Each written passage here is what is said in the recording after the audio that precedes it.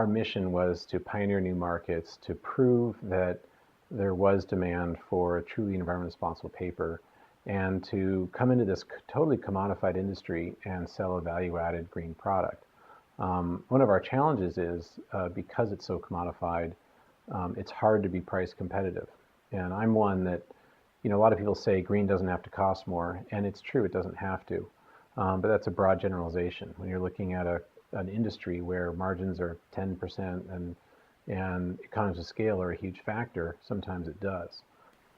When I started New Leaf, I don't want to say paper was arbitrary, but it wasn't my specific passion. My passion was to start a business and have it be successful. And by being a profitable, successful business, doing things differently, building values into everything we sell and everything we do, that we would lead within an industry and drive change by virtue of our example.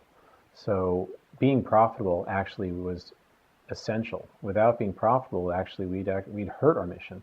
God forbid you set yourself out to, prove to an industry that sustainability sells and that they could create products that have better environmental standards and then not succeed. You could, prove the exact opposite you're hoping to prove. So we actually felt a huge amount of responsibility, and not just to our values, but to be a successful, profitable business as we're growing New Leaf Paper, because that's essential to the sustainable mission as well, not just to the economics. I don't know if that makes sense.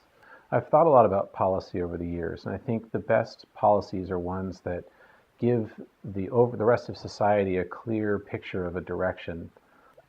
There's so much political speak that is just baloney. When people talk about no taxes, there's enormous amount of taxes happening right now. There's enormous amounts of incentives happening right now. And this idea of no new taxes, well, what does that say? It sets in stone all the taxes we've set up are perfectly designed for, forever. I mean, it's an insane concept. I wouldn't advocate for government, leading an R&D initiative, but I would advocate for, the U.S. government to say, we're gonna, we want to shift our economy away from fossil fuels. It's not only more sustainable, but frankly, it's good for national security. It's good for jobs. There's so many reasons it's a great direction to go. And we're going to help push it along by increasing an energy tax on fossil fuels over a 20-year period. And we're going to do it slowly over time so that industry has a chance to absorb it and adjust to it and hopefully change behavior without having some abrupt new law that says you can't, use X or Y. I mean, using tax incentives with a longer term perspective like that is really, I think, the way government can work best. So we could start, saying, okay, for the next 20 years, we're going to have 10 cents, a gallon on gas every year, and so, companies that are forward thinking will say, okay, well, in 4 or 5 years, they can do an easy analysis in their financials, and it starts making sense to invest in renewables, and everybody's on a level playing field, right? So that'd be great policy. Another one is to use the purchasing power of the government to support innovation. So rather than be the innovators, they can say, GSA, the largest purchaser in the country, General Services Administration, is going to put solar power on all the roofs in America, and we're going to put bids out over the next 3 or 4 years, come on, show up and do business with the U.S. government, right? So the U.S. government can drive innovation by demand, and it can shift behavior by really smart use of taxes and incentives. The first businesses in the United States had limited charters. When the colonies were very apprehensive of businesses because they had suffered under the East India Company, which had come over and undercut local vendors with cheap tea, etc. I mean, that's what the Tea Party was about, right?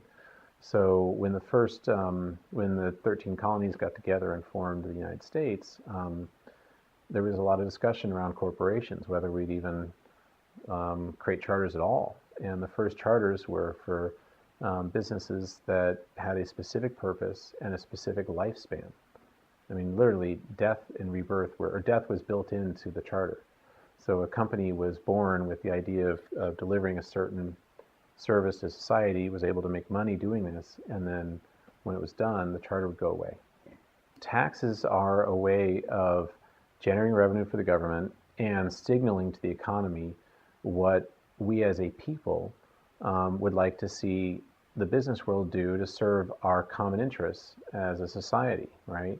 I mean, business ultimately gets a charter to do business. It's granted a charter by society to do business. And that connection between societal goals and business goals has been often lost in the last, couple of centuries. But it's real.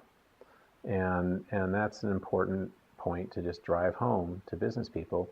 We are doing business at the discretion of the people of this country, right?